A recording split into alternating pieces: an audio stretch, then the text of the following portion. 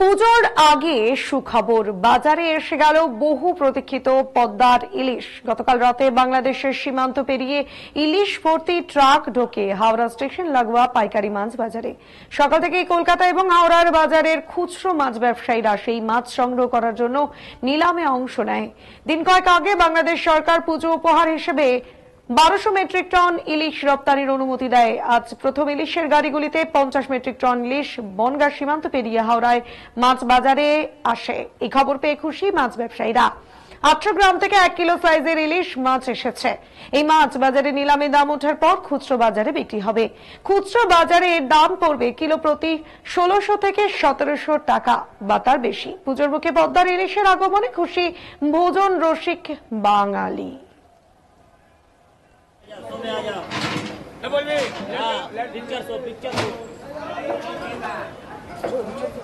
बोलिए बाबू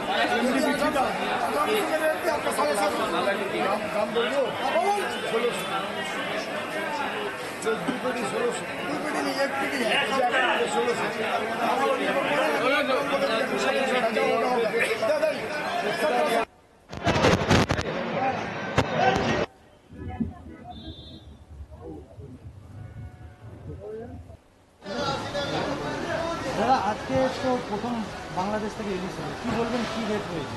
এখন দেখুন, এখন তো এটা হচ্ছে আপনার 600 গ্রাম 700 গ্রাম, এটা সাইজ, আর ওটা হচ্ছে আপনার কিলো সাইজ। এটা এখন যাচ্ছে আপনার 600-1200 টাকা কিলো, মানে এখানে kilo size, kilo down, kilo up, ওই হিসাবে এখানে দাম। এটা 600 গ্রাম 700 গ্রাম, এটা রেট আপনার আজকে আছে 1200 টাকা রেট আছে।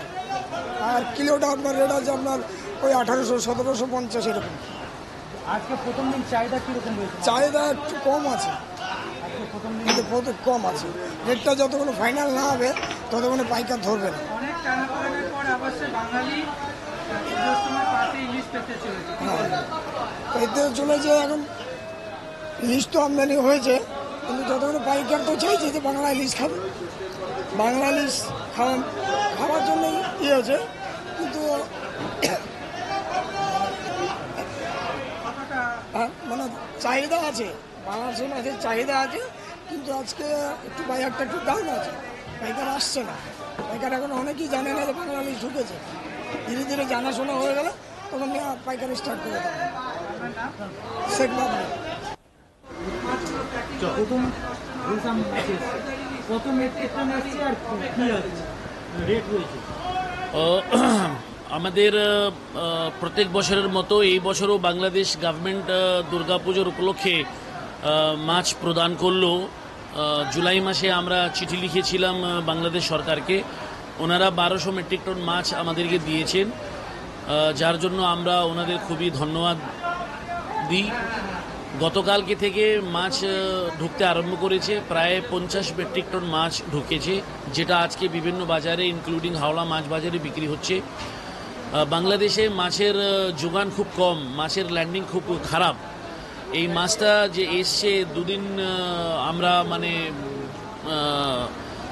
একসঙ্গে 2-3 দিনের স্টক করে তারপরে এই 50 মেট্রিক টন আসতে পেরেছে। এভরিডে মাছ আসবে, কিন্তু পরিমাণটা খুব কম হবে, কারণ বাংলাদেশে ল্যান্ডিং নেই। মাছ ল্যান্ডিং না হওয়ার কারণে দামও বেশি আছে বাংলাদেশে আর এখানেও।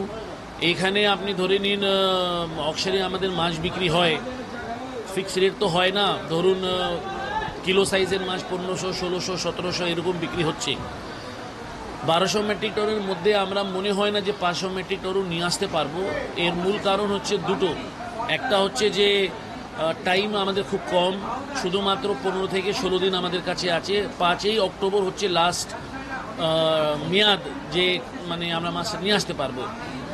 তো দেখা যাক কি হয়, যা আমরা নিয়ে আসতে পারবো। আর আশা করি যে প্রত্যেক দিন মাছ ঢুকবে, রেটটা কমে, আর বাংলাদেশে যাতে মাছ আমদানি হয়। ডিমান্ড আছে? ডিমান্ড সব সময় বাংলাদেশ ইলিশের আছে, কিন্তু যদি রেটটা হাই হয় তাহলে তো একটা শ্রেণীর লোকেরাই মাছ খেতে পারে, সবাই তো আর খেতে পায় না।